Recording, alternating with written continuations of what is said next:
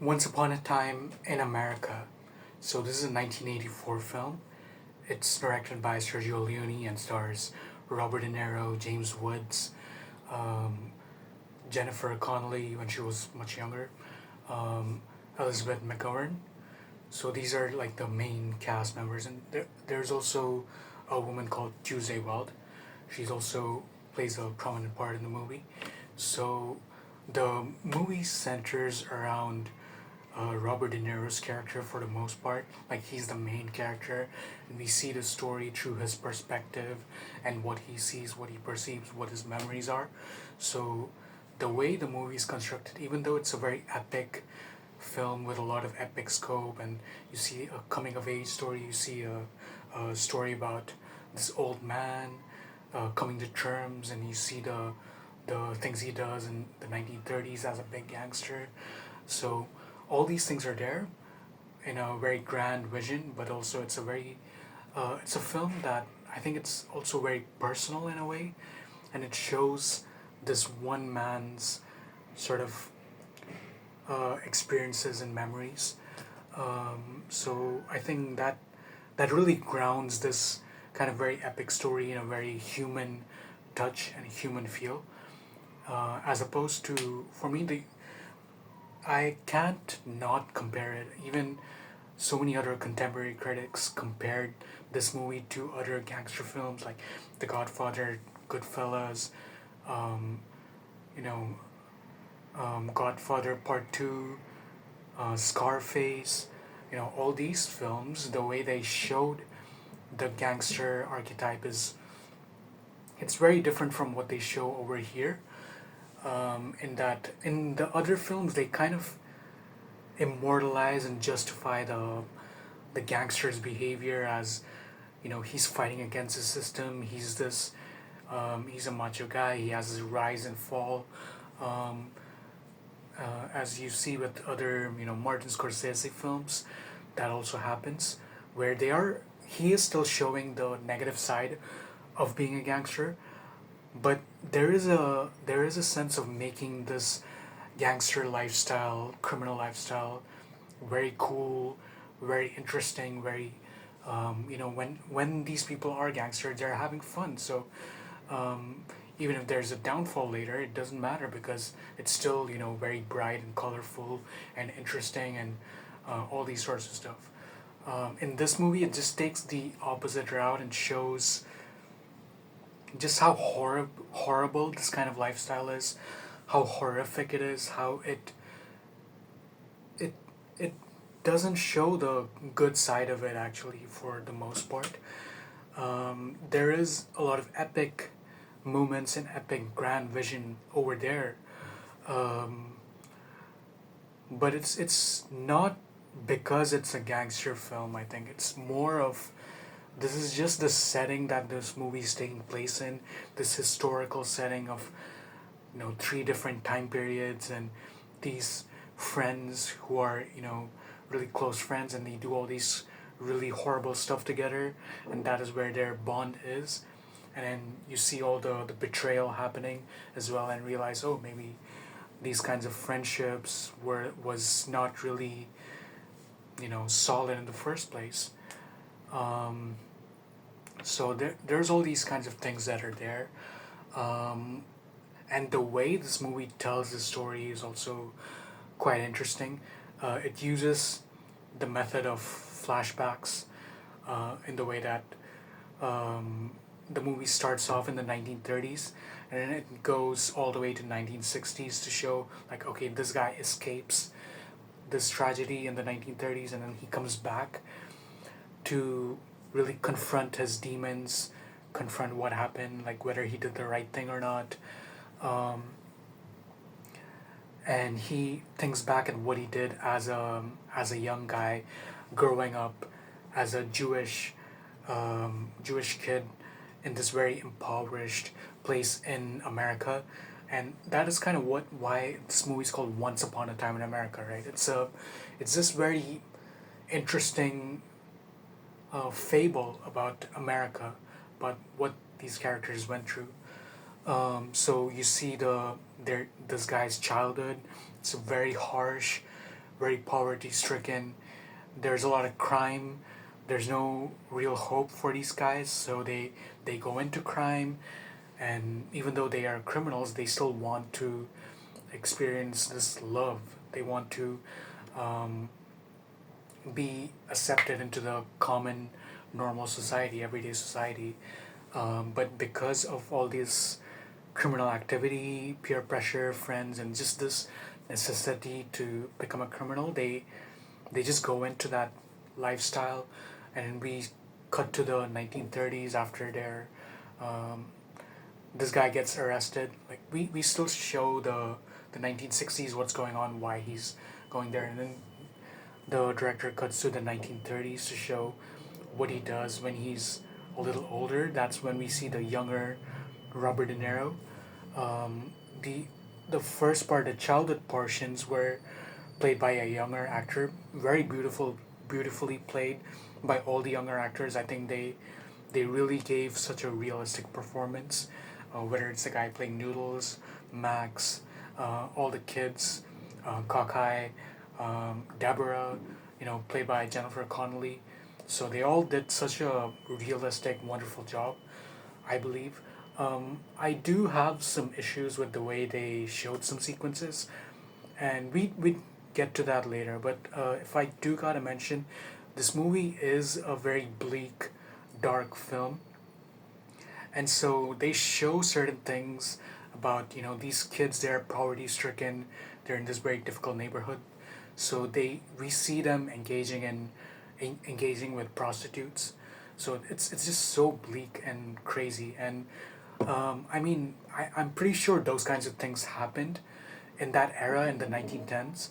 But I do have some issues with these kids. The actors are also kids, so I'm not sure if it's the best way to portray this kind of thing in the movie. Maybe if the actors were a little older, then I think it would have been better. But when I think about it, it's a movie made such a long time ago. It's 1980s. So, like, the standards back then, I would just assume it's much different to how it is right now. Like, obviously, right now, we know it's very wrong to exploit the actors like that. But anyway, moving that aside, I think the actors still did a really, really good job. That's the usually the child actors could really break or make your film when they're playing really important characters. But here, they really did such a fantastic job. Now moving on to the portions with the story. Okay, what happens is we cut back and forth between the 1930s and 1960s.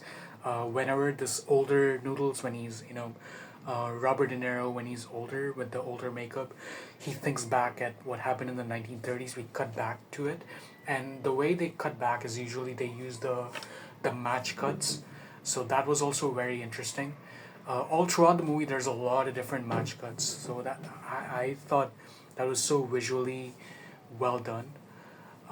It was like so much thought was put into all the different shots, and the way it was blocked, the way the extras were blocked, the way the camera was placed, the way the lighting was constructed, the way the sets, the costumes were constructed. All of that was so, like, you could see a lot of thought was put into making sure that this movie, even though it's such a long movie, it flows together so beautifully. Yes, and this movie is like 4 hours long, so you could imagine you really have to make sure that the story flows really well so that the audience could stick and watch the story unfold. And I think the director really did such a good job at it, as with his previous film as well, Once Upon a Time in the West, that I discussed. Um, so I don't really want to get into spoiler territory in this review, but I do want to discuss this movie further um, in another video. So I would just like to say this movie has a lot of themes about friendship and the perception of what happened, perception of events. So this two different characters with two different mindset. One person, he wants a lot of big things. He wants to go big. He wants to be this very rich guy, and he's also a hot-headed guy. But he's also very calculated. And the other guy, Noodles, of course played by Robert De Niro. This character is much more of a sentimental guy. He's very emotional, very sensitive. Even though, yes, we do see him as this very brutish gangster who is just this awful criminal, but at the same time, at the core, he's a very sensitive guy. Um, and he also has a lot of like demons inside of him. He's trying to, numb it down with taking drugs, opium, and he really just wants to be with Deborah, which is his childhood love, right? But he couldn't be with her because he's a gangster, and she is trying to become this actress, a star. So there's that conflict there, and I also really like the fact that this movie doesn't shy away from really showing the dark side of human nature and these dark characters. Um, it shows it in a way that these are the characters. This is what it is. These are gangsters. These are horrible people. They don't follow the morals, even though they have some flaws. They're sensitive people. They might have certain morals with certain things. They might have certain loyalties with maybe their friends. They don't have certain same principles with women, right? They don't care about women's the safety, and they use them like objects in this movie. So that's also the thing that I think this movie also takes place such a long time ago. So for one, they're gangsters, so obviously they're not going to follow any morals. And two, this movie takes place such a long time ago, so the all the standards and things were so different back then. So you could understand and see, okay, this is what happens. This is what these people are. This is what is the history, right? And later on, we also see the other side to it as well, right? Just because these guys are using women doesn't mean women can't use these men as well. It's because we see the result of that. These guys don't know how to handle this kind of their own lust, their own desire, their own like um, macho sense of mentality, right? And then as the movie goes on, like I don't want to spoil, but at the same time, these guys get manipulated by the women. They get they get manipulated into doing these these things that they didn't really want to do.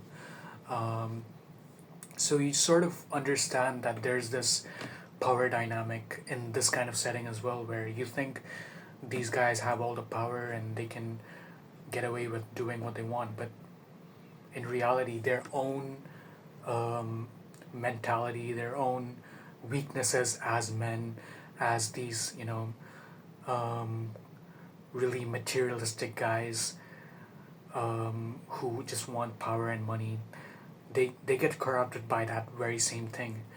Um, and even when they achieve that success through manipulation and corruption, they still end up in a place that they want to kill themselves because they're at point where they got screwed over, right? They thought they were screwing over someone else and getting the benefits, but in fact, they're the ones who got screwed over. And I think this movie, the way that it conveys, it's not just about these characters in this historical setting. It applies to all people around all the different time periods. Whether it's presidents, kings, businesses, people nowadays, people's friendship, whether you're a poor guy or a rich guy, you could relate to the things that you see in this movie.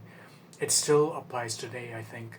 It's just that it's showing all these things in these very crazy characters in this setting.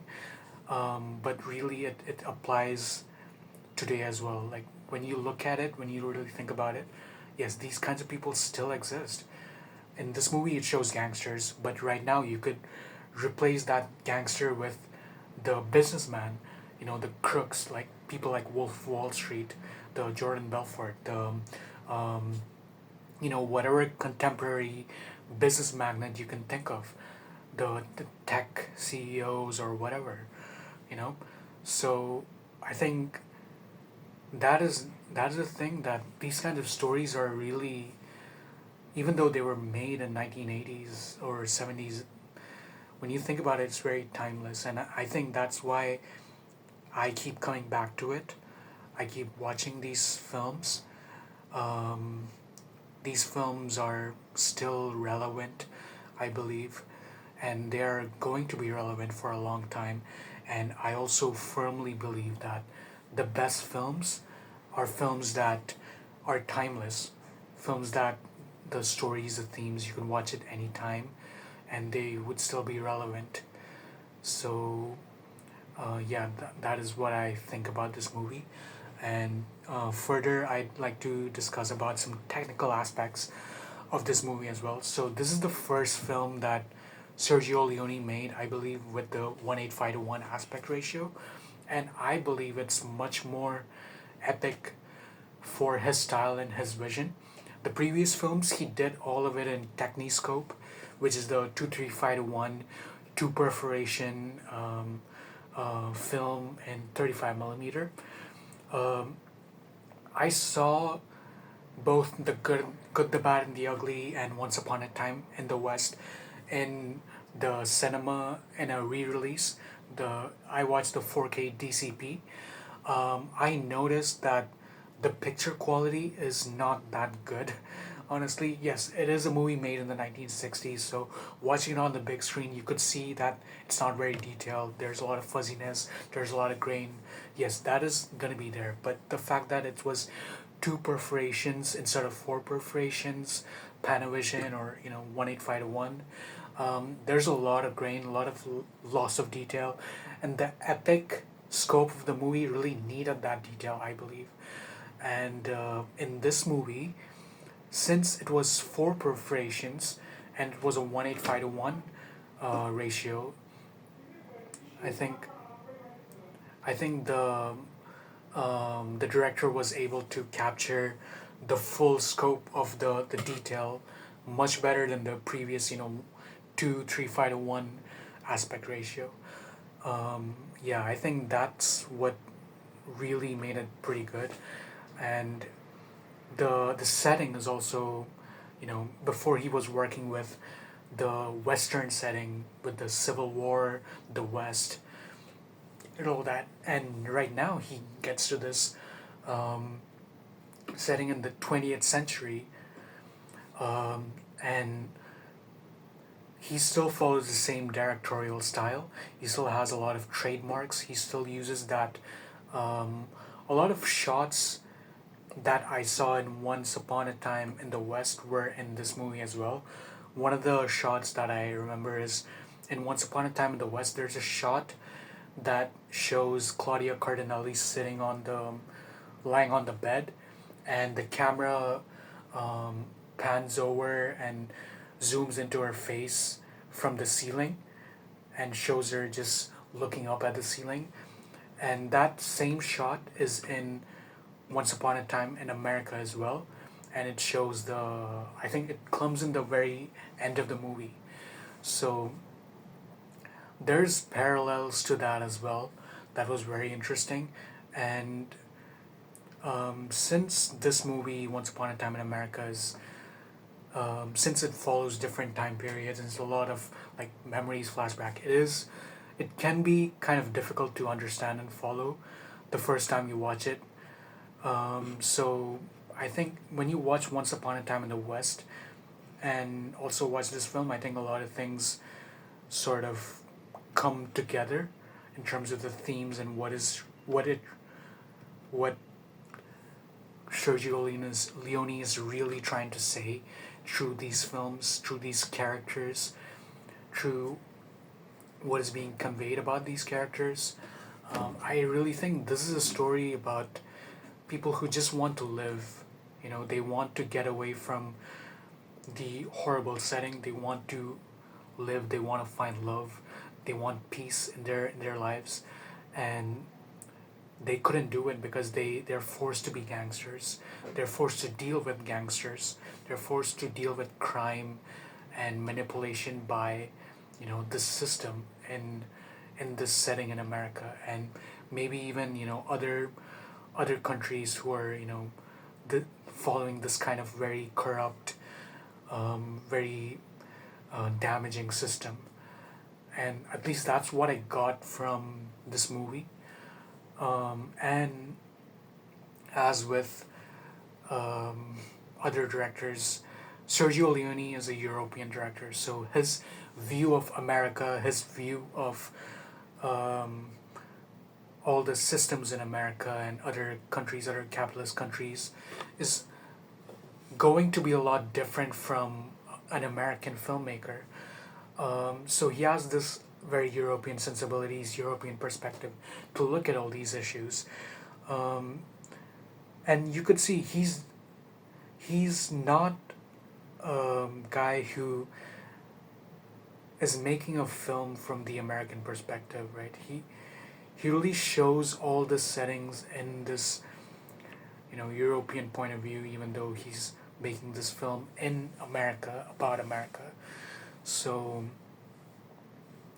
I think there definitely is more of that criticality about the system, about the way people are, and there's also a lot of allusions to, um, he's Italian, so there's allusions to Rome, the power of the Roman Empire, whether willingly or unwillingly, that the people that are presented in this movie are very larger than life as the movie goes on. These people are presented in a very, you know, these kings who are so great and then they fall. Um, at the same time, the movie is also very critical in that. And the way they show the movie is that there's a lot of romance in the movie as well, in the cinematography, the very sweeping uh, crane movements, the zoom shots, a lot of zoom shots are in this movie, a lot of wide shots. The music is very melodramatic, but in a good way, in a really interesting, very dramatic, good way. I think it's very used very purposefully in the setting, and it's also by Ennio Morricone, so um, it's very great. And I think in this movie as well, they really use the music to direct the actors, so that was also very good. And unfortunately, this movie also has the ADR problem in some scenes. Um, yeah, I think that was only one of the only like problems that I saw with the technical aspects, because I don't know why he had to use ADR, but the ADR could have been better at least in some sequences. Not all sequences had ADR, but I did see quite a number of sequences had ADR, and it did take me out of the movie a little. But the other stuff, the sound effects were very powerful. The footsteps, the gunshots, it was like it just rings in your ears. The telephone ringing they show in the opening scene and later on is also very powerful sound effects. So I think the way this movie uses the sound effects is also very, very, very strong. Um, yeah, I think those are kind of what I wanted to really say about this movie. I definitely get into more spoiler filled, much more detailed analysis next time. But yeah, so far here, these are my thoughts on the movie. If you haven't watched it, please do go watch it. But I do want to fairly warn that this is a very disturbing movie. There's a lot of explicit scenes. This is not going to be for everyone. Um, yeah, so just bear in mind that this is not a movie for everyone. It is a 18 plus movie. Um, it has more disturbing scenes than most gangster movies, just so you know. So yeah, so uh, I'll see you guys in the next video. So bye. Thank you.